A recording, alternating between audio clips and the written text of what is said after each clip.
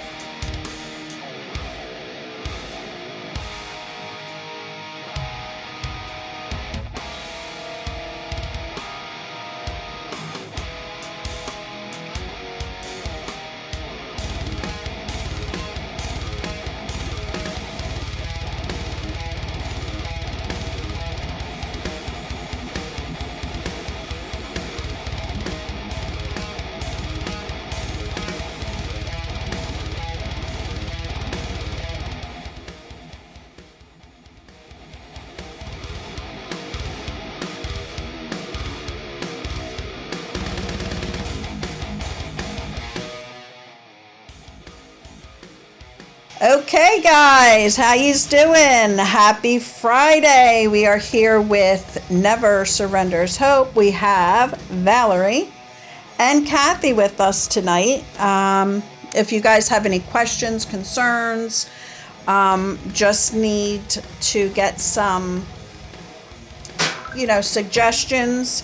We are here. We are listening. And you're going to be able to go into the comments, pop in the comment, and we will get to your question and see if we have something that can help you. We will not tell you what to do, when to do, and how to do it. We're just going to offer you suggestions on what we've done and what we've seen.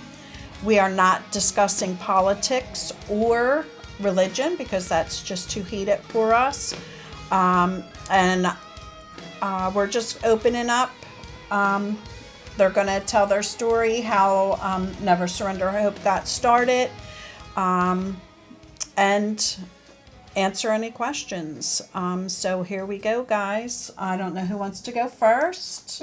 Val.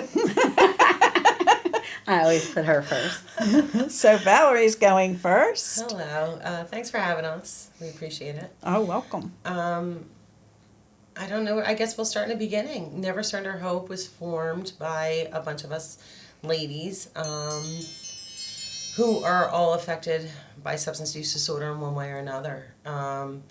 We came together just from other groups meeting in other ways or just on the streets and different things that we were doing, and became one.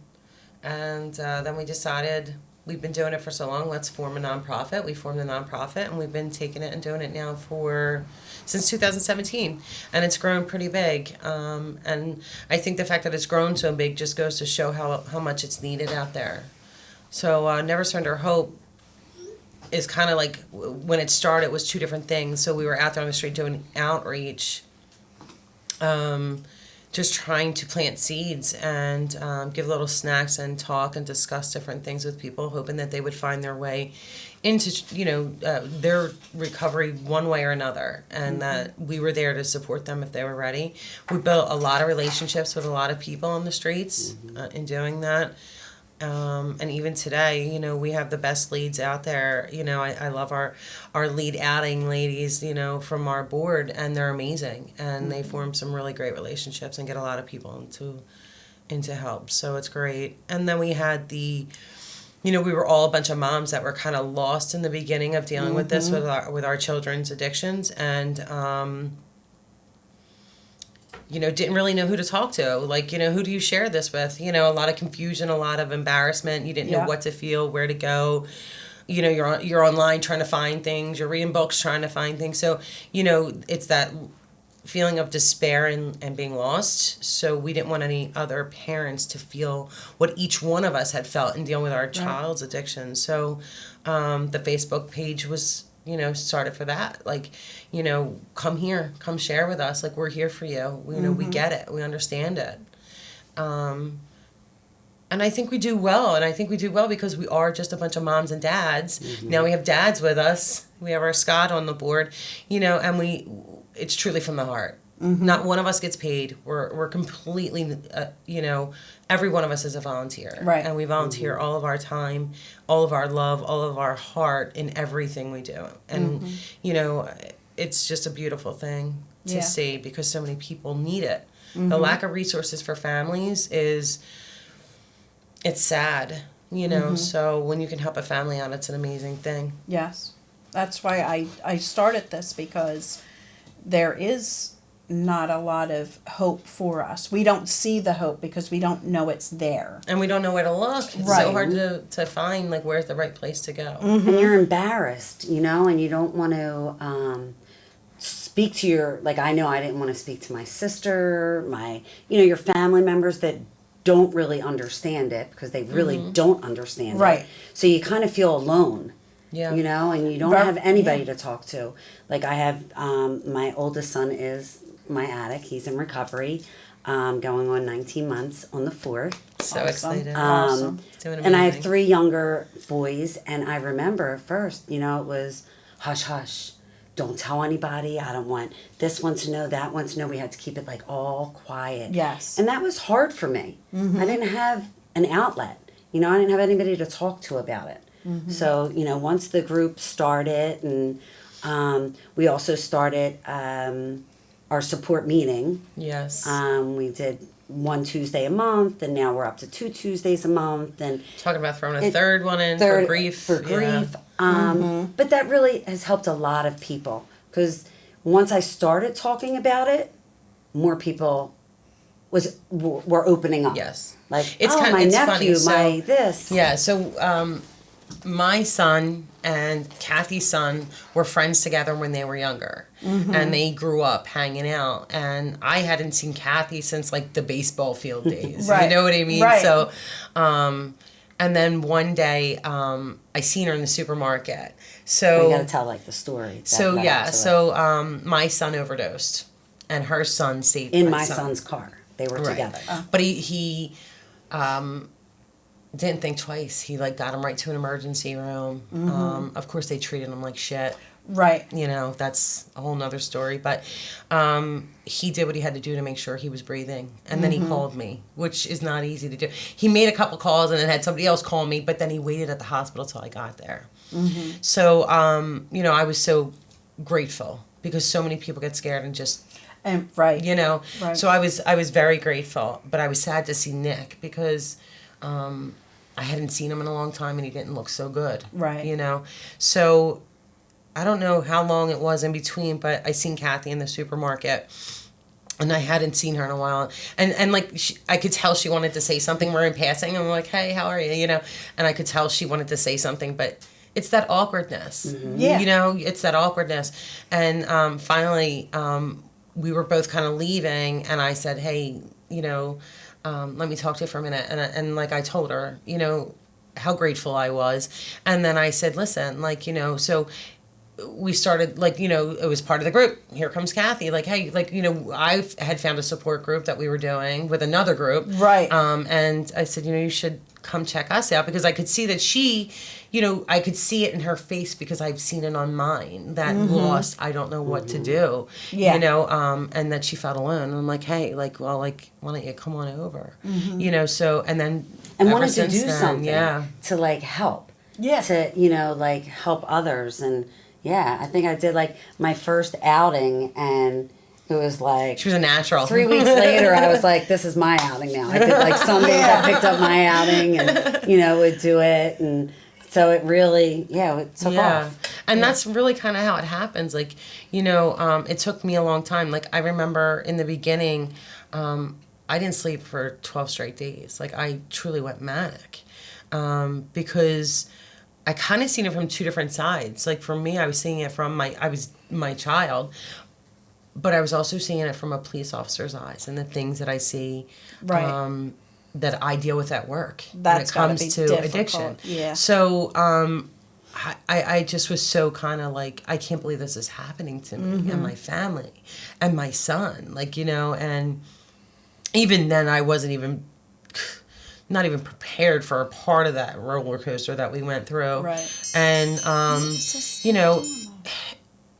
it was just a rough road. And when you kind of like start going through that, like I remember like finally like my dad actually is calling people in the fire department because he was a fireman. Like, what can I do to help my daughter? Like, you don't understand. Like, my daughter's like, she's falling apart. Like, I'm worried. And then, and then I have captains calling me. Like, we want you to go speak to these people here. And, and they were, I have to say, like, amazing. And they got me into therapy and counseling. But my husband called, and I remember, and I know this is like the worst thing I could have done, but I didn't, like, I think I don't know what to do. I wasn't even thinking, Right. I was just being.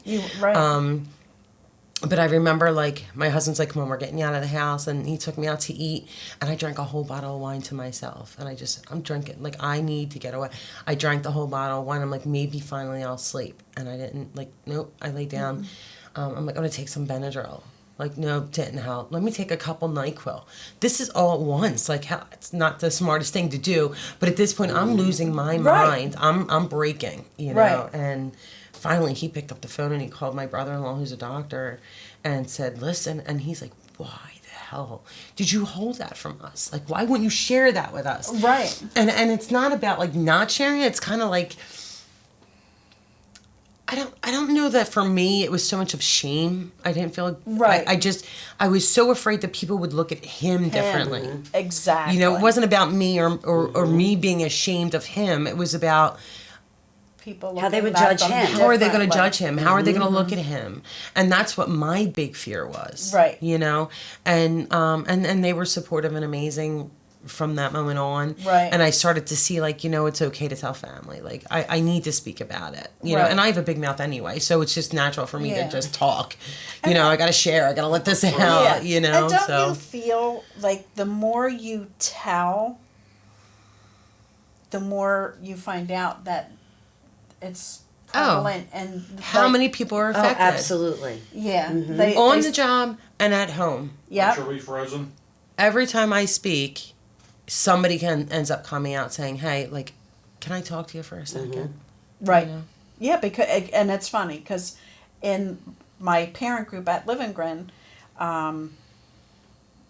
Dana, who was on here as well, she used to say, shake a tree hard enough and they fall out, because everybody's like, oh, well, we don't have any addiction in our family. Oh, yeah. And, Like, and I know it's in mine, my grandfather was an alcoholic, my first bout with addiction was my cousin. Like, we grew up as so tight, like one house, he was always over, and, he just disappeared one day and nobody really spoke about it. Like, well, where's Greg? Oh, well, Greg's wherever. Oh, he's not doing so great. He's a bad kid. He's kind of whatever excuse. You know what I mean? And I don't even know that they use those words, but I think in my head, being younger, that's how I took it. You know what I mean? And I didn't see him for the longest time, and then one day he showed up at my door, and he tells me, like, no, I'm doing good. Like, I'm in recovery, and and I'm like, oh, and I didn't know anything about it. I was only like 19 years old, I think, maybe 20 years old, and I didn't know much about it. Like, I mean, listen, don't get me wrong. I knew about addicts in the area and all that, but I didn't know anything really, truly about it. And my husband started to actually work with him, and I was getting to see him every day, and I was so happy, like, just seeing him. I was so happy again. And then he relapsed and died. and that like devastated me. Yeah. Like that hit me hard. And it still makes me sad. Yeah. But yeah, like that was my first dealing with addiction, and I knew how like sweet he was and amazing he was. Right. So like when my son started going through all this, like, you know, that's the kind of stuff you start to think of. Right. Like how Greg was so great and then he just disappeared, you know, and then he was back and then he was gone. Right. And that's like the fear, you know, that's the fear. But that's, I mean, I remember, and I say this all the time, I share, everyone I hung out with back in the 80s have died because of heroin. Oh, I've lost so many friends. Yeah. But not because of the heroin itself, what they were mixing with it back then.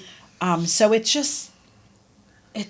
so scary It's very because scary. when you're new to this, and I'm not new to it, family, you know, I grew up with addiction and not getting educated and just the resentment from it. I think years ago that's how it was. Yeah. Oh, and there's a you'll see like loser. a lot Yes. of like the Yes. older family members that kind of look at it completely different because it was different back then. Yeah. You know, and the same. My uncle didn't talk about it. Right. Like he's not. You know, he's Right. not talking about You're it. homeless, You you're a know. loser, you're... Yeah. So I mean, I think Just throw them out. there's so Yeah, much more yeah. education available today. So much more information. So Yeah. much more backing than there used to be. Yeah. You know. So the information's there. People just have to choose That- to find it if they want to, because not Exactly. everybody does. Exactly. And I think it's important, and it stinks because the COVID has shut down Everything. all, and it's becoming more and more prevalent now because of the isolation. You know, my loved one, it was like, what are we gonna do? Like, how do I help? Like, I don't know how to do this. Yeah. And I was like, well, all the drunks go to Livingren, so let's go there. Like, I mean, that's how my thinking was still, Right. you know? And I'm like, well, it's not alcohol, but so we called and went there. So it's just like, you're thinking, because that's the way I was raised. Yeah. There's a lot of, you know, misconceptions, a lot of The stigma. stereotypes, stigmas attached to it, you know, and that's the thing in the beginning, you know, and in my brain in the beginning, that's what's going on in my head, Right. you know? Yeah. And my son battled for years, and I remember saying to him the one day, like, and he had been on the streets of Kensington, you know, for periods, but I remember, like, the first time I had to say to him, like, do you think, because I remember, like, he had this, like, arrogance about him, he's, you know, and I said, and I looked at him and said, do you really think you're any different than the people of the streets on Kensington Avenue?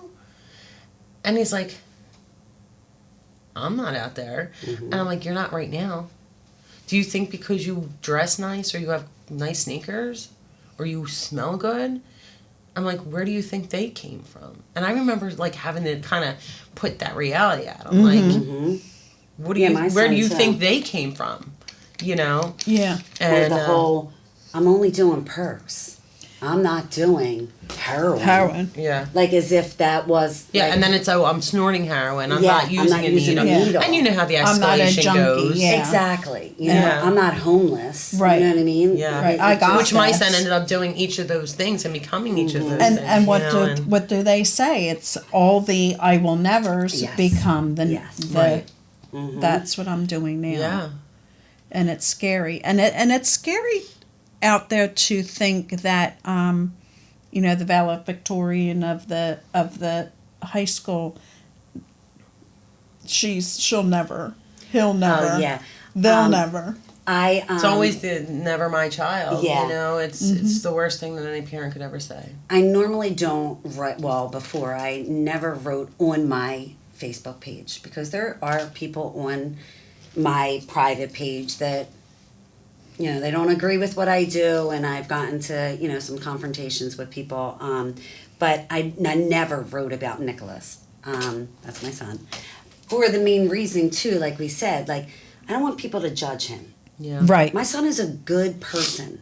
He's smart. He's He's good looking. He was very athletic. He's got a lot going for him. He's got a big heart. You know what happened to him, how he went down that road. So it was his 1 year, and I was proud. I was a proud mom. Damn And I right. posted it on my page. I was so proud of him too. And I remember people like just commenting, and I remember his football coach commented like, you know, congratulations. But then he messaged me. He private messaged me, and was like, I would have never have known. Right. He was like, I'm like shocked that, you know, Nick Of all people. of all people, like. But again, that he- just changed that stereotype. And for it him. did. And for him, that's what he said to me. He was like, thank you for putting that out there. He's like, you've really opened my eyes. Like, it can happen to anyone. It can happen to my kid. Yeah. You know what I mean? And Nicholas was very athletic, and who would have thought? You know? I never thought my kid would smoke cigarettes. Yeah. You know? Right. It's So, prisoner. It's fine. Keep going. Yeah, keep going. yeah, so that was, you know, it was kind of good that I put it out there, and I think that it was able to open somebody's eyes to it, that yes, it can happen to any one of our kids. Right. And that's what, it's so weird, because you just think like, I know, I don't like putting it out there because I just don't. But my loved one, which was my son, he posted like, my mom has her son back, and I was just like, oh, you know. So, and that's when I started talking to him. Can I start sharing? Can I?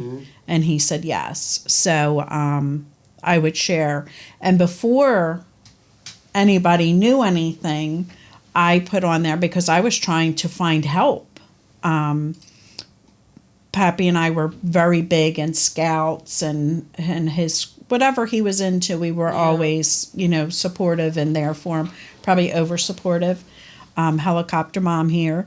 And he used to always say, Mom, have another kid so you'll leave me alone. Like, so, I mean, we were always there. And I just needed help. Like, where do I go? So I said, do you mind if I do that? And he was like, no, you know. So I started putting it out there, and just so many people started, you know, messaging me but the funny thing was, before he even came out or anybody knew there was a problem, I was posting, well, Pappy and I, we want to get involved in something. I was doing the dog thing, but that it's so, you know, covered on every, you know, thing. So we're watching the news, and addiction seems to be a big issue. So we're starting to get into this. That's the way to break it in. Addiction. So people are like, oh, well, yeah. It's funny because her son Nicholas called us weirdos. You and your weirdo He was friend. like, because that Because was his another addiction. thing. That was his addiction getting mad because And he we was were getting educated. mad because Right. I was educating myself. Right. Right. I was becoming stronger. And my Yeah. son and her son were best friends, so like they both were just They like, were like, Yeah. what in the world is going on How are here? we going to manipulate Yeah. them? yes. You know, like 6 years ago, like I didn't even know the right things to say. Right. And now I kind of was like standing up, like, and being like, no, this isn't how. He's like, you and your weirdo friends from your weirdo group. He probably doesn't remember saying it either. Like, I wonder if he remembers saying it. And the funny thing was, I remember I walked into into his house one time, and he had like a the Northeast Times, and it was about Never Surrender Hope. Oh. He had that up like in the front, like the closet, and I was like, oh, so we're a bunch of weirdos, but you got the picture up there. Yeah. I was like, you were proud of us weirdos, though, aren't you? My Yeah. son was always proud of Never Yes. Surrender Hope. Yeah. He always made sure to tell me that, Yeah. which was always nice. Yeah. Because he sees that you're helping. Yeah. You know? Yeah. Even in his bad times, you know, he was always really supportive of the group. And it's hard when they're not doing good. Oh, well, you want to choke them because you know what they have the ability to do. Right. And they're just not doing it, and you get it, like there's a lot of brain functioning and stuff going on there, and then the dependency and stuff, but we all know that recovery is there and you can achieve it. Yeah. You know, so it's frustrating for us to sit there and know what they're capable of when Right. they don't see what they're capable Right. of. And they don't want to hear what they're capable of Right. either. You know, Right. and that's a tough thing. And for the families, join the cult, because Yeah. you'll find out that it's not a cult, that it's so uplifting, and Yeah. the strength that you get from it, and the family you get out of it. Oh, It's absolutely. I would never. I lost my son 2 years ago, and I never would have made it through that without these girls, Right. And Scott and the whole the volunteers, you know, like the board, like all of them. I never. I can tell you now, I never would have made it. I couldn't probably would imagine. have been in bed every day, falling into a deep depression and not wanting to live. You know, so support is an amazing thing. You know, it's a part of. We have to recover too. You know, Right. there's a recovery journey we have to go Right. through. It's not just about their recovery. Right. It's about us as well. Right. And and unfortunately, our recovery kind of feeds off of theirs. Like, you know, if they're doing good, then we can get to a place in our recovery. If they're doing bad, and now we're starting kind of down here again, and our emotions are all over. And you do. So like it's that roller coaster, like you hear them say. It's the truth. You know, and it's just you know, crashes and goes back up again and everything. So yeah, like our recovery is repeated on a daily basis as well. And that's why I mean, my loved one's 5 years, just hit 5 years, and God willing, he'll keep going. Yeah. The nice thing is, I like to go back to the meetings, Sure. because when I got into the meetings, like, it was all gloom and doom. Like, I came here for you people to fix this. Fix me. Help me fix this. Fix me. Fix him. Fix right? him. Yeah. Like, what is this? And then after a while, like, you're there the first year, and it's just like, okay, like, and then you're like just building relationships and getting educated, and 5.5 years in, and I'm there every Tuesday night. I think I've missed 4 meetings in 5.5 years, because it's just the strength you get from it, because you never know what tomorrow Yeah. is going to be. Yeah. And everybody that's doing well are always like, "Da, da, da, da, da," and it's just like, you know what, can I punch in the face? Because you know, you're in a downward spiral. Well, that's the you're hard part new. sometimes, yeah. It Like some is. people, everybody's in a different place on their journey. Exactly. You know, so it's kind of hard. Like, you kind of have to be respectful of that. You know, when we do our support groups, we're always we try to hit every person. If they don't want to speak, they don't have to. We say, okay, Right. you know, we're here, or you can send one of us Right. a private message. But everybody's kind of in a different place on that journey. I know when I started first going to Living Ground, they had 3 different meetings. One at Ben Sound, one in Philly, and one in Langhorne, I think. And I was going to the Monday night and the Tuesday night. And the one in Philly, the woman, her story was just devastating. And I'm like, I can't sit here and listen to this woman.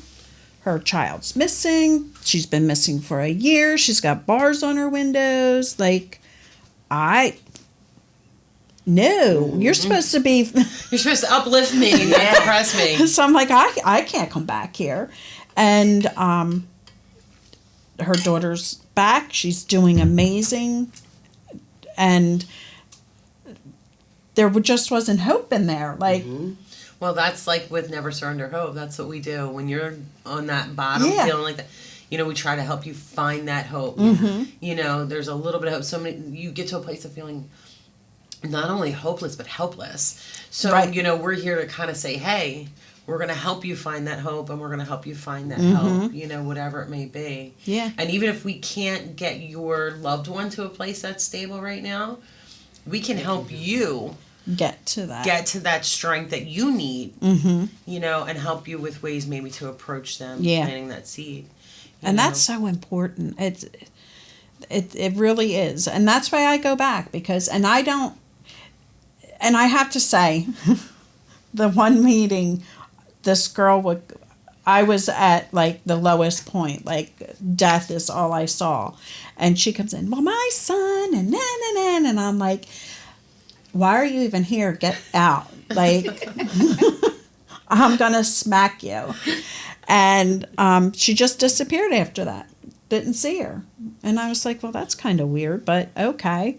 I'm new to this, so, and I'm getting out of my car months later, and she's walking through the parking lot, and I'm like, oh, here she comes. But I'm now more educated, Right, so yeah. I'm like, oh, I hope, he's still doing good. And I was like, oh, you're back. And she's like, yeah, like, and I'm like, okay, here we go. And this was still just the beginning for me, but we had some time in. Yeah. I don't believe there was a relapse at this point, but to know that this was coming after her bubbly little self. Well, it's kind of like one of them things, like when our children find sobriety and they get to a point they're doing so well, we're so proud of them, and we want to share that with the world because we've been so sad for so long, right? That we just want to let it right. out, And I'm going to tell everybody, oh yeah, he's doing great right now. Oh my God, we're at this, this amount of months or whatever it may be, and we have to remember, like, even when we're sad, like that's fantastic that somebody else is doing so good. Yeah. And it's not about like when you're just like shut up, like just shut up, I want to throw punch it, like, you know what I mean? Yeah. It's really not that we're mad at them, right? It's that we're so just sad and broken, broken, and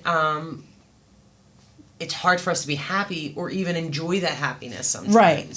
Somebody else's happiness. I did always try to, when I would go to like Live and Grin and outside meetings and stuff, when my son wasn't doing good, I did try to, and I try to, when I speak of how Nicholas is doing now, which I mean, I'm still worried. I mean, it could happen. He can relapse tomorrow.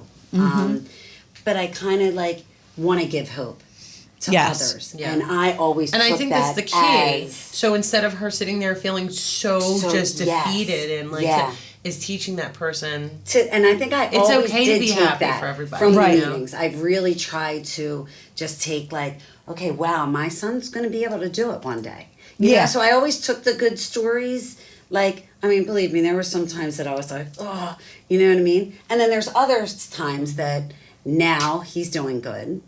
And, Ned's not here. And, Angie from our group lost her son and Scott lost her son. So a lot of times I don't like to, and they're my family. No, like, we love it. I talk to Nick all the time. But Never Surrender Hope is my family, and I know they are all glad. But at first it was hard for me. It's guilty. She starts to feel guilty, but I say to her, don't feel guilty. Like, we need that as well. Like, I need to know. Like, and for me with Nicholas, like I always say, like, Ned's living through you right now, bud. Like, he's got, and that makes me happy. Right. So I'm like, no, I want to know how Nick is doing. So like I'm on the phone with Nick, I'm texting Nick, I'm keeping in touch with Nick, I'm telling him how proud I am, and I want him to keep going. Right. You can't feel guilty. Right. And for all you parents out there, please do not feel guilty talking about how well your child is doing when you're talking to someone who lost their child. Right. Because in the end, it's still your child, and we want you to have that hope and help. We don't want you to feel what we're feeling. We don't want anyone to feel that. Which is why we do what we do. Like, I could have easily just given up when Ned died and said, I'm done. Like, my road's over. Like, so why am I going to bother? Right. But in the end, like, I don't want people to be in my position. You know, and I want people to feel and see the hope of Nicholas. Like, he's doing fantastic. I mean, truly amazing, so I don't want people to ever feel weird talking. Like, to me, that brings a smile to my face. Exactly. It really warms my heart. It doesn't make me sad because Ned's not here. Ned's choice that day to use after coming home is the reason Ned's not here. Right. That was his doing and his doing only. Right. He had tools to use and didn't use them in that moment. Right. So, I can't change what Ned's decision was. And I'm not going to look back on it. No. So, for me right now, I love seeing when people are doing amazing. And I love helping people get there. So with Nick, like, I'm a cheerleader. I'm like, like, let's go. Give me pom-poms. We're going. Right. So... And who's the biggest cheerleader but Ned, who's looking down on us Exactly, and yeah. lifting them up. Yeah. I mean, and that's what I said. I'm like, he's there with you. I have no doubt, no doubt. You know, and he's getting to live through you the way he always wanted to. Right. You know, like he's getting to live this life in recovery with you. You know, so I get very excited about that. But I don't Yeah. want any. I know a lot of people feel weird around me, and they do around us that lose our Right. loved ones. Well, you know, they because don't know you- what to say or Right. what to do. I get it. It's awkward. It's weird. But at the same time. So, you know, we're here. If Yeah. we're still around this little group, there's a reason we're there. You Right. know what I mean? If we You're didn't like it or helping. we didn't want to hear it, we would just leave. yeah. We wouldn't if keep you showing weren't up. helping people, then Right. what was the point? Right. So the group is amazing. Thank you. I love to follow the page and see, you know, the people that are doing good and the Yeah, people we have that everybody on there. You see that, right? Yeah. We have people in recovery on there. Sometimes we have people that are not in recovery looking for Right. recovery. We have loved ones, moms, dads, brothers, sisters. You know, we have everything in this group, and that's what makes it amazing. Yes. Because you're kind of getting it from all different ends, you know, and even the support groups. You know, we have people in recovery join us. We have people, you know, they just want to come in and say, "Hey, I want to help support you guys," and they start speaking, you know, to the parents that are so Exactly. lost. You know, it's a beautiful thing when it's coming from the heart and it's real, Right. and there's no, you know, fakeness about it. It's No. it just becomes a beautiful thing. And I follow so many pages, only because I was Yeah. still wanting the education. I Yeah. still wanted to feel what they were feeling. And Jacqueline come see Millicent. She says, "No way do we want anyone in our shoes." I don't know. She Jackie, so Jackie lost her son Frankie. Yes. Yeah. His birthday was just that's the my other job. I day. read. Yes. Always know Hi, somebody's Jackie. coming. Hi, Jackie. Yeah, Make sure Jackie he's lost a her son transfer. Frankie, and his birthday was the other day, and we had a nice thing for him Hello, Deborah. at her house. It was beautiful. Yeah, I just sent her some pictures that I did for her. Oh, that's so sweet. Yes, and I did help out with a fundraiser in his name years ago, a Frankie? couple years ago. So it was, you know, and that's what I want. I want people to remember Yeah. those that didn't make it. Yeah. I want families to know that they need to prepare for the worst, but We to can't let live for the hope. right, but we can't let it guide us every day. Right, But we because- all know it's there. It's Right. Every parent feels that. Every loved one has that fear of the phone call that I got that day. And I Right. had that phone call fear forever. You And know? don't we have that fear every day when our kids go off on their bike or on, you know, it's just there. kinda, you just can't let it.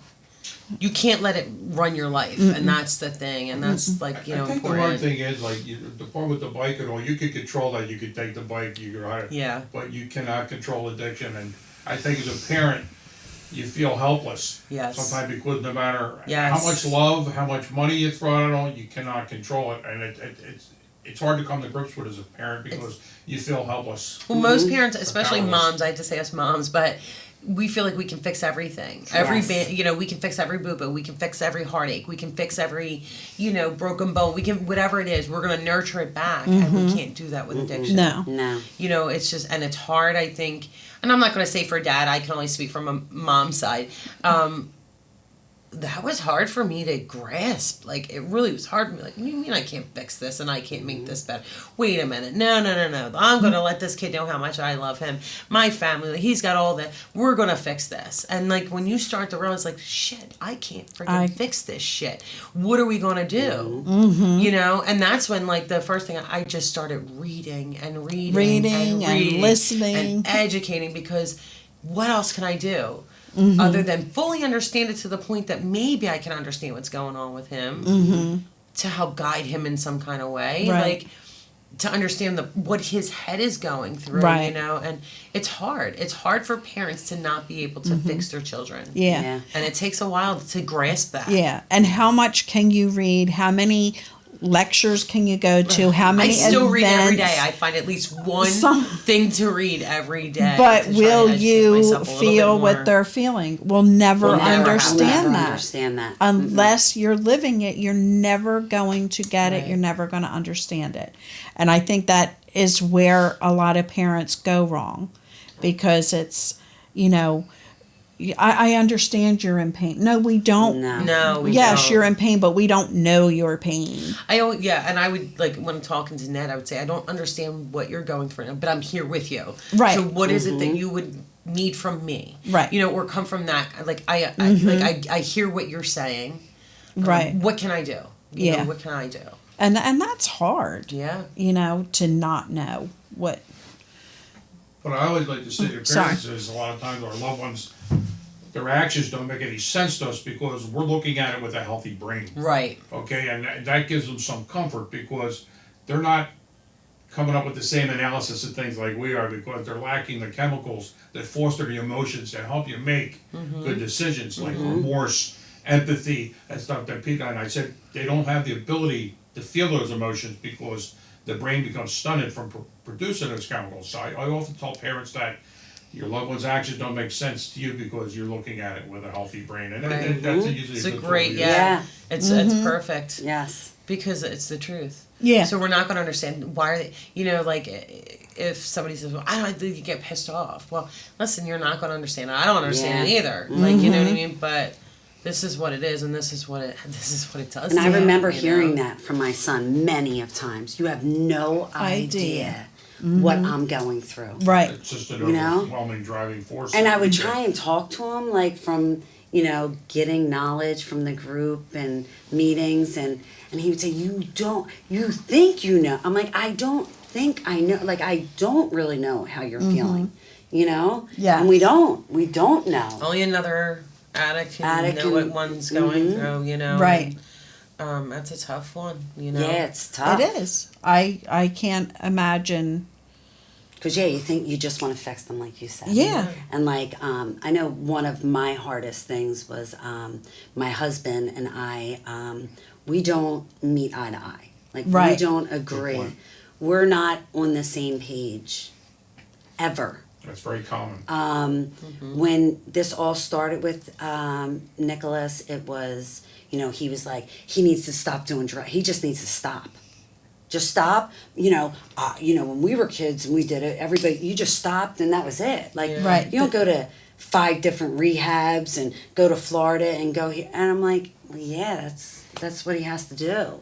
And then, you know, and the same thing. So, like, we battle that way. So that was another reason why I was glad that, you know, I had the group and I have, Right. you know, my people for me. Like, they're my people to help me, you know, when I'm kind of agreeing everything that Nicholas is saying because I'm watching him grow through his recovery and knowing that meetings help, the 12 steps help.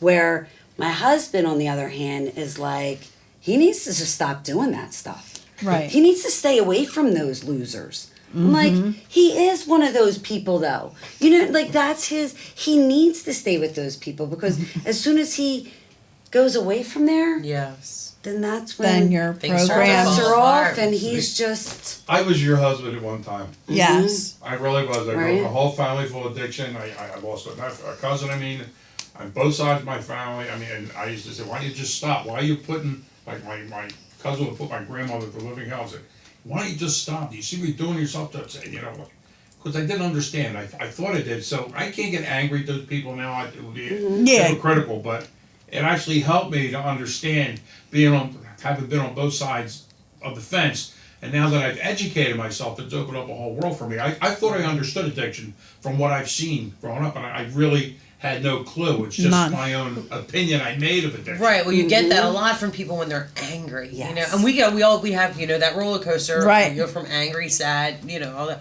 Yep. But when you have some people that are just so angry and say, "Don't fucking tell me, I lived it. Right, I right. knew it," and like, you know, you see the anger, but the pain is there too. But they're so mad that they just I don't want to hear anything. And you know, I think a lot of that is because. And it's sad. That makes me sad because I think if they truly educated themselves to understand it, that maybe it wouldn't be so much anger because it would be understood a little bit more. Yeah. You know, and I feel bad that they're holding on to that anger. You know, Well, that's why these groups are so helpful, because like you stated earlier, you couldn't talk to your sister about it because she didn't understand the She did not. ramifications of addiction. You can't talk to your friends at work about it because they don't understand. You can't talk to your neighbor because, so these groups make it really helpful that you can share experiences and feel comfortable in your own skin talking about it without being judged. But there's a lot of people out there really don't understand the clinical end of addiction. Yes. It's truly amazing once you start reading into it. It Yeah. is. It's eye opening Very. when you realize, you know, back in the day, the drugs were different drugs. Oh, These yeah. are synthetic. These are completely changing the chemistry of the brain. and fentanyl and morphine are just Oh. the combination are just taking so many so fast. And Yeah. you can see it. Just even these past 4 years from when we The started. change, yeah. The Oh, yeah. change in people, like when we're out there, I haven't done an outing in a little bit now, but I still talk to a lot of people that are out there. The difference in their actions and their attitude, and it's totally different It's- than Sure. 4 years ago. Well, Yeah. 4 or 5 years ago, you remember, or even longer, 6 years ago, Kensington, which we're all familiar with, had some of the best heroin in the United States. Yeah. As well as far It's as the heroin purity. capital of the It was world. like Yeah. 90 to 93, Yeah, 95% as far as pure purchasing, yeah. before it was stepped on. So Yeah. it was like off the charts, pure. And then, you know, they started cutting the heroin with fentanyl. Then everybody got so caught up on the fentanyl, they started cutting the fentanyl with a little bit of heroin because it's kind of a different high, so it kind of flipped. Right. Now, half these kids out there, there's no heroin in their system at all. Oh no, Yeah, none. no, Fentanyl. I remember the time that, like, I remember So it's the evolved. day that Ned found out that it was all fentanyl Oh in yeah, the so system. they'll have no heroin And show up in their top yeah, stream. like he. Didn't you take them to detox and they said that there Well, we was... took him to treatment and he left, and then like he jumped out of the car. He was supposed to be on the living grin. He wasn't happy with the one place. This was like a game he played, and then Right. he had them transport on a living grin so he could get back to the city. He jumped out of the car when they were in the city because I'm not coming to get you. Your only option is to stay the hell there. Like, you Right. know what I mean? And so we did this whole thing, and living grin went to pick him up, and on the way back he jumped out of their car. And he used, and then he calls me and he's like, I'm stupid. I don't know why I did this. Can you come get me? And I said, okay. So I called Daybreak and I said, hey, listen, this is what's happening. Like, do you think you guys could help him or take him or like something? I don't know what to do with him at this point. Right. Like, you know, we just left here. He was supposed to go there, and you know, you guys. I was just like, what do I do? So they said, listen, go get him medically cleared. Make sure he's okay. And then we'll talk in the morning. So I said, okay. So I took him to the hospital and they did, you know, the drug test on him. And they came in, and that doctor came in and said, listen, like, because he asked him, like, what kind of drugs do you do? And I told him, like, I do heroin. And he said, okay. So when the drug thing came back, he's like, I don't want to tell you there's no heroin in your system. And the look on his face, he's like, what do you mean? And he's obviously high. He's just, Right. you know, he's like, what do you mean? And they're like, there's no heroin in your system. So he was like, he like was having a hard time like really grasping it. I knew in that moment. Right. Because fentanyl had already been on the streets and it was, you know, getting bigger on the streets. Right. And I just like, I was crushed. I was just like, oh. And Yeah. you know what's happening. But like to hear it and there it is in your face and now we know. And the doctor's like, yeah, you have fentanyl in your system. There's not one bit of heroin in you. And at that moment he was just like, oh. And even if you would have asked him up to the last time he went to treatment, like, what are you addicted to? He would say heroin. Heroin. Because he knew he was doing fentanyl at this point because heroin wasn't doing anything for him at this Right. point because the fentanyl that they creeped in there just took over. Right. If he went to use heroin, he's not feeling it. You know? So it just completely, you know, I just remember seeing the look on his face, but we'll continue to say heroin. And even in the program I'm in, when somebody comes in the door and they say, and I say to them, like, what is your drug of choice? They will say heroin. And then I look and they go, well, fentanyl. Like, you know, but they're so used to saying heroin because in Heroin. their mind, they're heroin addicts. Right. These drug dealers took them from being heroin addicts to a fentanyl. you know, Right, so right. that's just a whole nother story and a whole nother ball game, you know, there. Yeah. But, you know, heroin and fentanyl, two I have seen the totally big change with the different. meter and the Yeah. people down there. I Oh, mean, yeah. they went from a more humble to a more agitated state. Very. Yes. And, you know, like with the fentanyl, the high's a lot shorter of a high. Shorter, And I it's- shouldn't even it's say a different. high. Like, I don't believe when they're at that point, it's no longer a high, it's just staying well. It's just It's right. not, you know, people Oh, in their it's mind go, like, oh, they're they're not getting high to get high. getting No, well. they're not getting high to No. get high. They're getting Same high to as an stay alcoholic. well. When you become a stone cold alcoholic, you're not drinking for the party. You're drinking to get well. You're Yeah. drinking to feel normal. Right, because Whereas, if like, you don't, most you're people, going to get those if shades. you Right. dose just enough, like if Anxiety. you dose enough any drug, people won't even know you're using. Mm-hmm. It's not until you overdose or you underdose that you become a noticeable difference. Right. You know what I mean? If, Yeah. if you're not taking enough, you can see that you're in withdrawal. You can tell there's something different. But if you're just coasting along, just dosing just right, you're under the radar. People don't even realize Yeah. that your problem. Yeah. Yeah, and it's crazy. And I just want to reach out to you guys out there. If you guys have any questions, please pop it into the comments, or you can even give us a call in at 267-737-8031 if you have any questions for either Valerie or Cathy. We'll be happy to take the call and share our suggestions. Feel free to text us as well. If you do not want your name to be said on air, just we won't say it. Absolutely. But feel free to call in, ask any questions that you may have, and or just whatever. We're here. Just we're call and say listening. Yeah, call and say hi. Where's Larry? But Okay, can I throw a question out there? I've been throwing out to all the guests. Are you at the middle phone? go ahead. What's your feelings on all this stimulus money going out and these different organizations assisting people trapped in addiction to get this stimulus money, helping them sign the things and put it. It's very through? hard, and I feel like it's a double-edged sword. So sure. you know, it's killing people. It's Yeah. making addictions worse because anytime there's money in a pocket, that's what's going to happen. But at the same time, you kind of have to look at it from a different way. So I mean, because I thought a lot about this when it first Yeah. came out. So you know, what if they would have said, we're giving out everybody this stimulus check except for addicts. Addicts can't have it. Well, you can't. You can't Right. because if you do that, right? What I'm Now getting what? at is Now these you're organizations are going out of their way to help them get Yes. this money, and I'm not going to mention any I names. know, but I know. what You you're don't talking have about. Yes. to. Yeah, Yes, I- I yeah. know. I kind of find it to be kind of irresponsible. It's a tough one. It is. You know, I'm not going to say I'm shoving money in somebody's pocket, but you can't leave them out either. Like, I mean, it's just one of them things. It's every parent's nightmare is what it is. Yeah. Stimulus checks Right. have become every parent's nightmare that deals with substance use disorder. because I'm seeing on a lot of pages. What do I do? Do I Yes. give it to them? Yes. Do I keep it from them? Yes.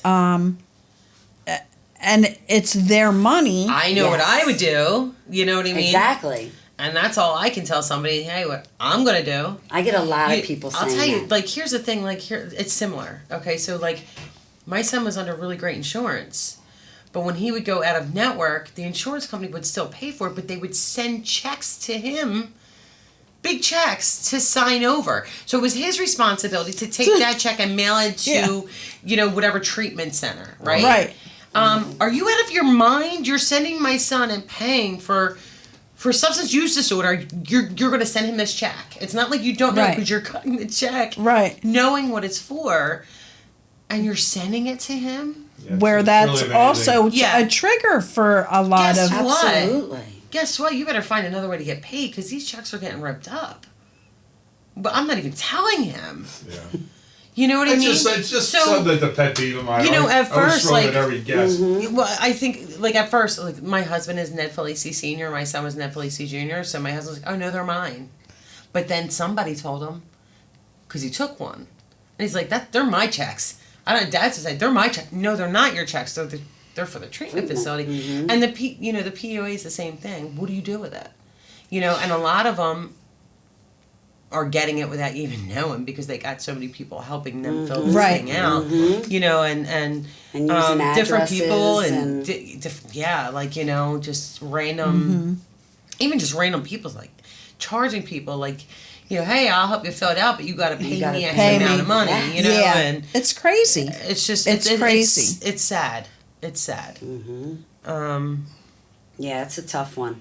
It really is. I don't agree. I with that personally either. don't want to see it in any of their pockets because to me it's just going to Right. lead towards nothing good. Right, and if it's coming to your house and they don't even have a clue that it's coming to that's your it. You're house, not getting it. you know what? You put are it, not put getting it it. in a Trust fund. Trust. Yeah, You that's know, going to go somewhere somewhere. and wait for you, whether it's cashed or not cashed. It's going somewhere. So we'll wait. You're not getting it My kid until- wouldn't be getting it. yeah.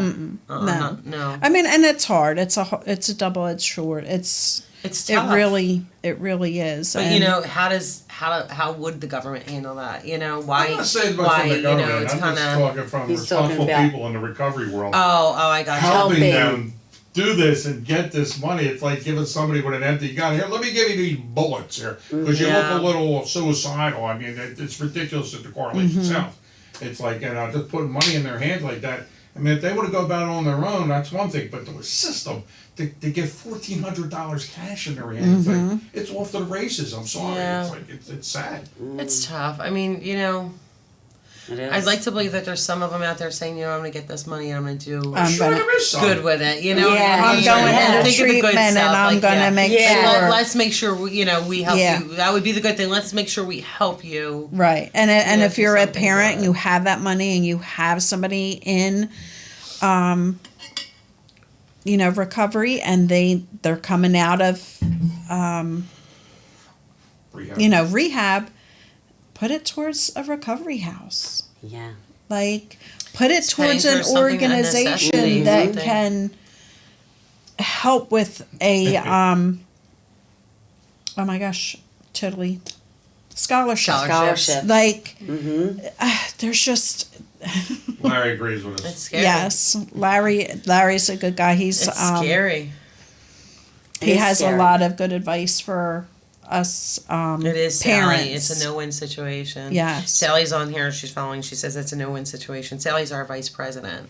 Well, hello, Sally. And It's- she's right. It's a no-win situation. It is. It It's scary. It's scary to see that can be a trigger. And it's so hard to tell a parent, don't give them money. But again, somebody in recovery, money in a pocket should not be a trigger, but it is. But they But it need is. money to live, They- so they have to learn how to, again, using proper tools, Mm-hmm. so that money isn't going to be a trigger anymore. Right. And it's there to help them in life, and that's And that's important. It's important, I think, for them to get into these recovery houses or the recovery, because a lot of them start at young, so they don't know how to write a check. Oh, even. yeah. They don't know how to do their laundry. They don't know go how food to. shopping. They They don't know how don't. to structure their lives. Right. I mean, hell, sometimes I don't know how to structure my own life, but let alone have to deal with all that. Now I have to teach you how. Yeah, right. But exactly, they need that. Not only that, but the camaraderie of just having good, solid support. Right. Doing good with what you have. I'm a firm believer in recovery houses. I'm- I Oh, think me good houses do wonderful things for Yes. so many people. Yes. I It's easier to set boundaries and stick to boundaries in a recovery house situation than at home. For you to try and enforce them upon your It's like so hard. impossible. It's It's so impossible. You're amongst hard. your peers and all. It's more up to you to pull your own weight and do what you have to do because that's everybody else is pulling their own weight. And then it causes chaos too, which causes animosity sometimes, which causes arguments. We expect you to do this when you're doing that. It gets to be a lot. It's we better. have a caller. It's better in recovery housing. Hello, caller. How are you this evening? Oh, you tell me. You seem to know me better than I know me. Hello, Larry. Hello, Larry. Eh, One of our favorite guests. Yes. I was thinking about the money situation and all. I think there's a lot that has to do with the parent. See, I'm not the parent of an addict or a drunk. I was the drunk. And as far as knowing when to handle their money, you know, I'm going to sound cold and cruel, but they don't give a dime. If they're borderline nothing, and the parents, you know, they have to get educated too, as far as you know, you got, you know, sure you feel sorry, sure you feel bad, but you got to be stern too. You know, sometimes you got to put the foot down if it hurts you anyway. Am I echoing? Probably. I don't know what the hell to do. You're about good. that. That's all right. You're good. Just Yeah. You're good, Yeah, Larry. so, you know, I don't know how, you know, like I just saw the news a couple days ago, Channel 6, about Kensington and Somerset. Like I said, 2 weeks ago, I get off that stop there. I take the bus to go up there to go get my shot downtown, my COVID shot. And there's people sitting around a tin can trying to keep warm. You walk up the steps to the first landing. There's like 15, 20 people there.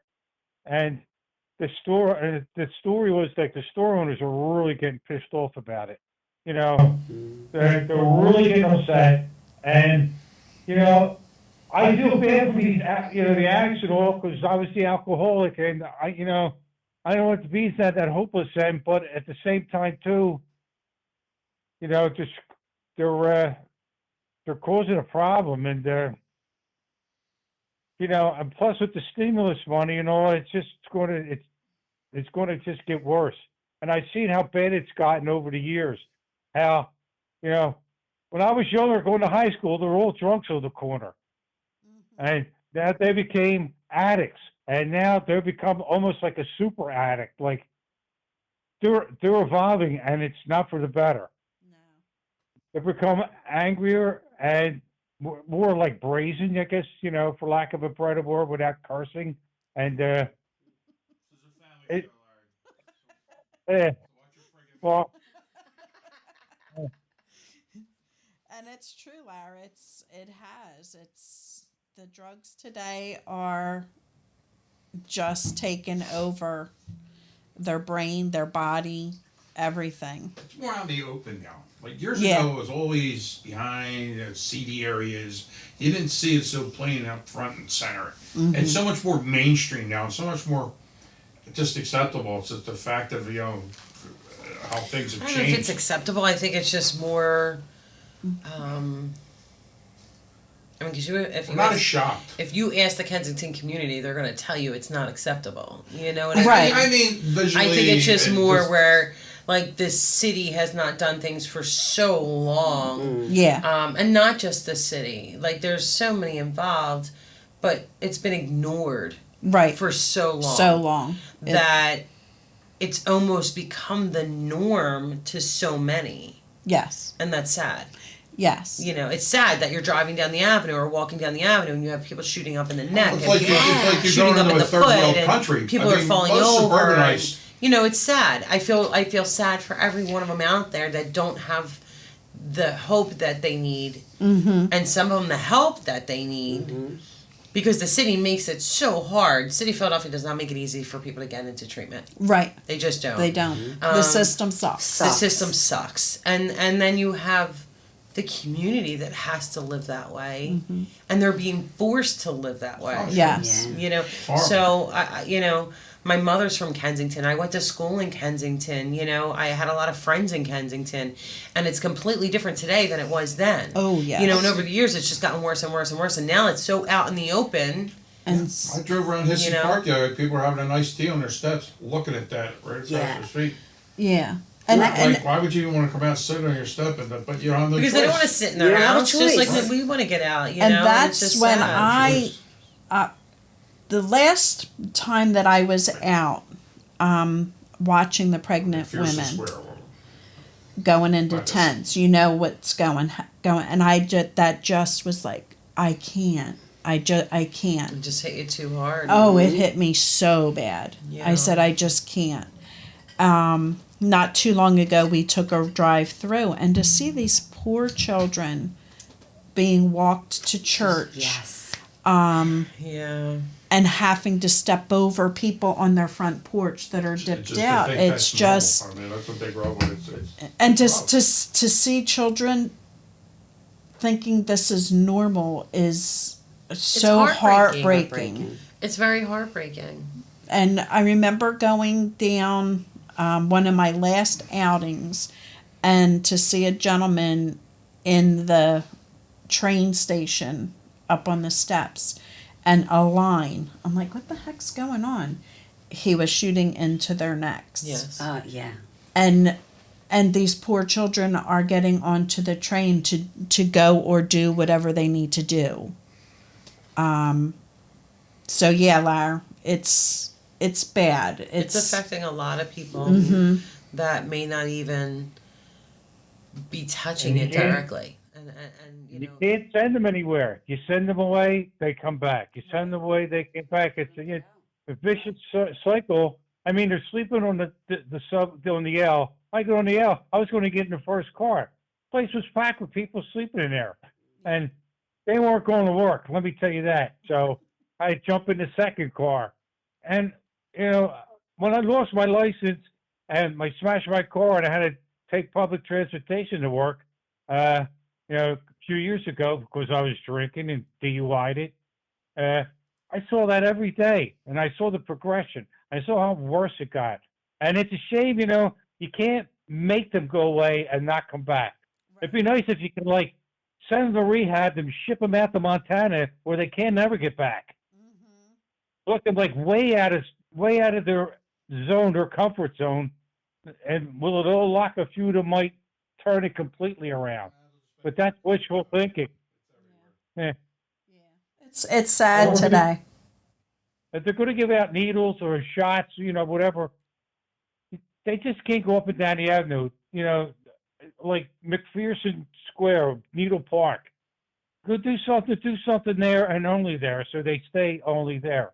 At least try to do that either, because it's not fair to McPherson Square. That's a beautiful library and beautiful Right, you park that can't a lot of do kids that. go play in. And that's- So no matter what you say, you're saying round them up and stick them somewhere. These aren't animals, and I think that's Yeah, something I that we know. have to remember. They're not animals. These are human beings. These are people. These are our Yeah. children. This is our community and our I community's think they've already children. been corralled. So I don't think you can really corral them to that extent. I think more of the Yeah. answer would be, how about we open up more places for mental health? How about we open up more treatment centers that give better treatment, long-term treatment? How about we open up more shelters to get these people off the streets? You have all these politicians, and I hate getting into politics because it really pisses me Yeah. off. But let's I get to the understand that. let's get to the truth of it.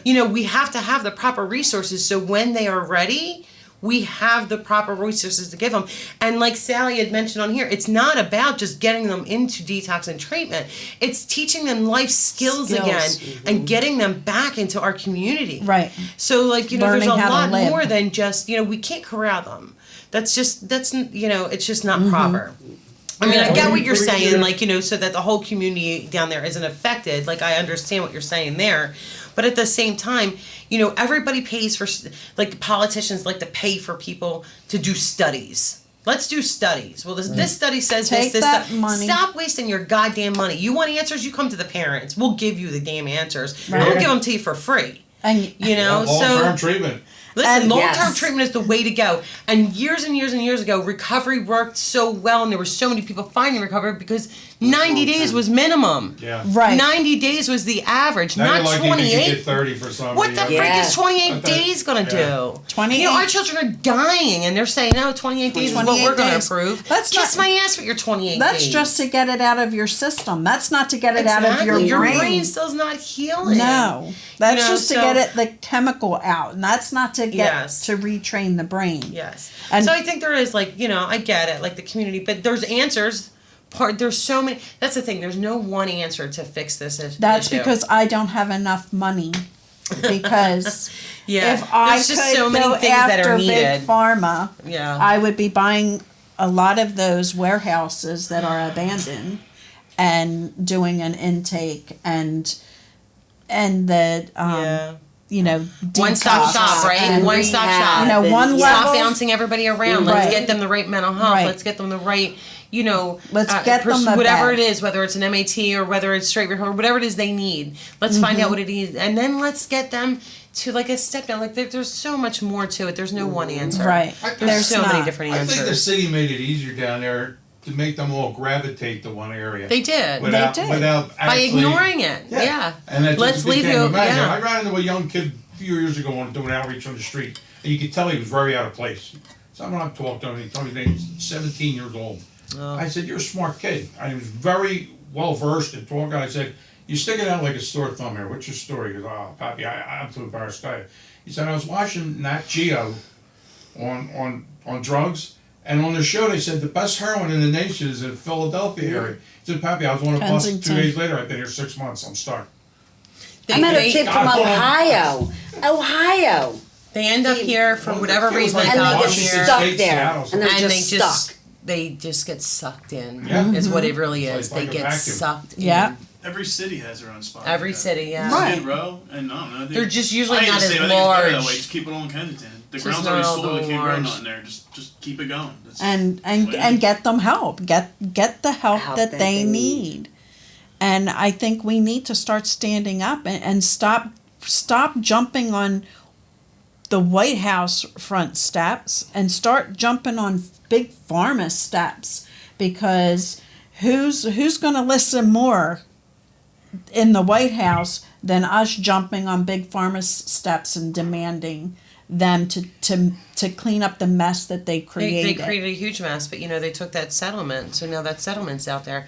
You're not going to see much more from Big Pharma now. right. No. They to them, they meant no guilt. Not Nope. one person was arrested in any of that. No. It was all financial. Not one person was arrested Nope. for all these people that have died because they wanted to make Well, money. people Right. die from cigarettes, from smoking over here. They're still legal to making cigarettes. They big payoffs. Yeah. It's all about the No, money. that was and huge lo- payoffs when and they found out how lobbyists. addictive, and they were telling people how addictive it is. It's all about money. They don't care about our kids' lives. They don't care about They how many people care are about- lost. It's all about money. So now I think it's up to us as the community members to make sure that that money is spent properly where it's Right. supposed to be spent. And And- start demanding answers. Right. You're being given this humongous settlement that's being broken down to every state that was involved. So it's up to us to make sure to hold them accountable and demand to know where is this money getting spent. Right. And I think it's sad today because I am hearing that the money is going towards methadone. Well, they already put a lot of money into Right. to methadone or medically assisted treatment. And I think that's fine. I mean, I'm for any path of recovery. Yes. I don't care what it is that you need to do. Whatever gets you there. I think the 12 step is the best alternative to, but if you've done the 12 step over and over, then you need something else. You need something I else. think I think MATs are a wonderful tool that helps so many people. I don't think it's everybody's tool. right. I think it can work amazing for the right people. For the right people. You know, I don't think everyone should be thrown on an MAT. No. You know, we were helping somebody, the kid was 19, 20, 21. He was very young. You were speaking with the dad. His first yeah. time in treatment, First and they time put in him on treatment. MAT. Because that's the easiest, fastest thing for Like, them come to on, this do. kid is young. How old was he, Kath? He was 21. So He turned 21 years old, 21 just in- and he in wasn't rehab. using like this ain't like, oh, he's been using for 10 years or 5 Right, years or right. 3 years. This was a new addiction. He was young, and And they his put him right first on. time in treatment, and they put him right Yeah. on I methadone. mean, me Like, personally, I I look at think it more that, like a like, last maybe- resort. I think you should try different ways before you go throwing everybody right now. Definitely. I think Because it's not meant for everybody, and it can totally, like, if you're putting somebody on an MAT that shouldn't be on an MAT, that can totally screw up their recovery as well. So it's not fair to them. right. You know, methadone, Suboxone, it's there. It's an amazing tool. And But I don't think I feel like our city likes to throw it at everybody. Right. And I think And I don't we think need that's to fair. do the 12 step first. I think we need to do, weaning them down and getting them into some sort of program that isn't MAT. And then, like, I would say, first of all, Vivitrol would be my first The choice. problem with Vivitrol right now is it doesn't help with the fentanyl breaks right through it. Oh, see, I didn't. I Yeah. see. That's So, I mean, learned and so- something new so, every yeah. day. So, and the way I find that is by talking to people. Like, Right. You know what I mean? Like, I ask them, heroin was great. My son was on Vivitrol.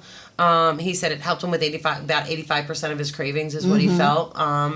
It wore out after 3 weeks. It didn't make it the month. Right. So he would try to go early. Right. And just knowing that he couldn't get high was a big part of the battle. You know what I mean? Right. So, I mean, did he stop? He just wouldn't go get the shot. You know what I mean? Right. He knew ahead of time, I'm not getting my shot because I'm going to get high. Right. You know what I mean? Again, it's a tool. Right. It's just a tool. It's You just- still have to work your steps. You still have to follow your program. You And- still got to, or whatever it is, your higher being, you have to trying to follow word it. something to help you. Yeah, and that's another thing that MAT. If you're doing MAT and you're not doing any kind of therapy or program, Meetings or anything. what point? Like you're just staying with I had a the girl. drug. 15, I had a girl 20 that years she down the road, kept- you're still on it. She was on it, and just every time she went, she would say that she was having cravings, and she probably was, but she was not, making meetings. She wasn't doing anything except going to the clinic every day and then going home. Right. Going out at Starbucks. She was at Well, 'cause I think- 255 milligrams. I of think what methadone. people have to realize is methadone is not an answer. It's not a cure. It's not, It's a band-aid. Yes. If it's used you accordingly. you have to use other tools with it. Mm-hmm. And I don't know that that's properly explained to everyone. Right. So I think a lot of people get very confused Mm-hmm. and think, well, I'm on methadone, I'm going to be okay. I mean, I know people that have done very Fantastic. well. We've We've come across have many. done With very taper well, and Very with well, taper, yeah. and they're doing Listen, wonderful, and it some saved their people- lives. You could be on methadone lifelong. Right. You can absolutely be on methadone You can be, lifelong. but I don't think you should be. I don't know. That's debatable. That's depending on That's the person. debatable. That's It's on in the your person. bones. It's. I think if you're on, you could be on methadone and on a lower dose. Right. And listen, when someone's on methadone properly, they're sitting here talking just like we are right now. There's Exactly. no issue As with long as methadone. they're look taking good. You it. understand, Yes. methadone, people are fine. Mike, with the dosage just right, like I told you Exactly. before, with the heroin. Because you they're take When you're taking at it that right accordingly. point, Mm-hmm. and you're You're not in doing all this other a stuff controlled added. dosage. You're on Right. that nice, perfect, controlled dosage. You're doing your therapy. You're doing the things you would never have a clue that person's on methadone. And I know methadone has saved quite a few lives, that I Right. know of Yeah. personally, and helping people get back into the community and their lives and feeling happy again. No doubt. It's when methadone's not used properly, Right. by the person, Right. or the facility giving it. That's when we have the issues. Now, Larry, you're still with us, right? Yes. Yep. Hey, sorry if I struck a nerve there. I mean, No, you're good, honey. You're good. I think the kind of way you worded it, I know you better. The way it came out, it's not you, and it kind of struck a nerve. Right. But he's fooled very you too, huh? well. Okay. Yeah. Okay, what's up? Now, did you try the Vivitrol? Yes, I did. And I didn't test it. I had the antabuse before my first time around, and after a while, I just had to test it with some alcohol, and boy, did it make me sick. And it was a case of well, if I don't take this stuff, I won't get sick drinking. And, I went through that routine. And when I did the Vivitrol, the second time I went to rehab and all that other stuff, I got the shot, and I said, I'm not testing it. There's just no way. After the antabuse, and people would say, well, does it work? Yeah, they would ask me, does it work? I said, hell, I don't know. I'm not going to try it. Yeah. Give me that block where, sorry. Yeah. Well, thanks for sharing with us, Larry. Always a pleasure. Hey. Dave. Always. Anytime. All right. I'm available weekends, parties, bar mitzvahs, christenings, anytime. I think you're hanging around with somebody too much. All right, I'm gonna go, girls, and listen to the last 5 minutes. Have a good night, everybody. And boys too. What rock and roll shirt you wearing? Avenged Sevenfold. There you go. Okay, cool. Awesome. All right, see ya. Thanks, Larry. Sally Ann has some comments up here stating that we need to start with our local representatives and Absolutely. senators. Absolutely.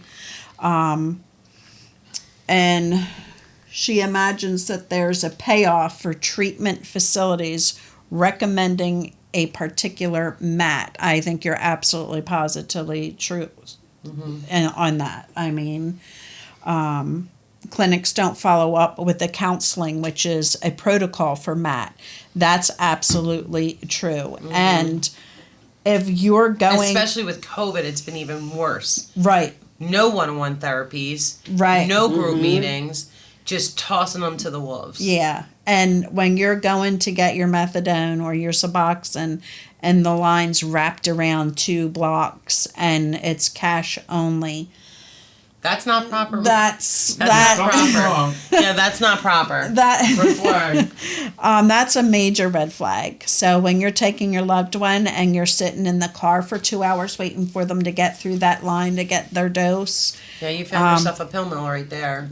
yeah, that's they're just there to make the money off of them and get them, That keep has them a lot high. To do with recovery. There's a lot of people Yeah. profiteering and gouging and There's taking so much advantage money of the when dealing with substance use situation. disorder. Yes, So yes. much money. Florida, my God, it was out of control down there. Yeah. It was like, Well, they roped a lot of that in. They were Thank treating people goodness. in I mean, there's hotel still rooms. something out there, but they've roped a lot of that in. Right. Thank goodness. Yes, thank goodness. Okay, guys, we have 4 minutes left. If you have any questions, please yeah, comment now's the time to now. ask. We're going to start winding up. So if you have any questions, right now is the time. We will be back next Friday as well. I will be having Christina back again. She will be here with her mother and her sister.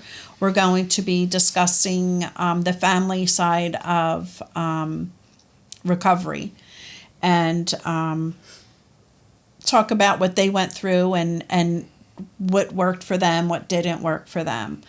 On the 9th, we're going to have Bob Matthews back again. We're going to be discussing, guess what? Matt.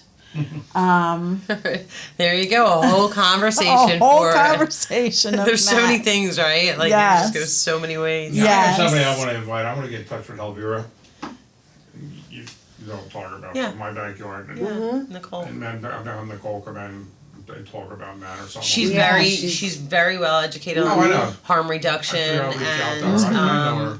yeah. And I know harm But reduction I'm not is against heated. Matt, don't get me wrong. Harm I mean, reduction I'm is a for very everything. heated Everything that works. topic in Philadelphia. Very heated.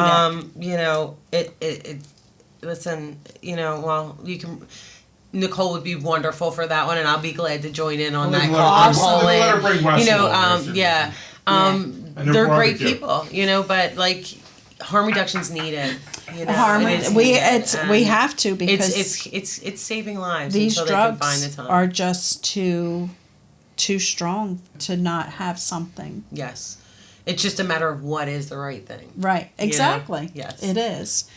I hope you guys heard something that helped you tonight. I know I did. Every time you bring something up and you find That's how you find. You yeah, learn I something found that every out just time. from people, from talking to people coming into the. They're like, no, it breaks right through it. It does. It's not nothing. I would go see Dave Fialco from I know I'll screw this up, Pennsylvania's Southeastern Drug.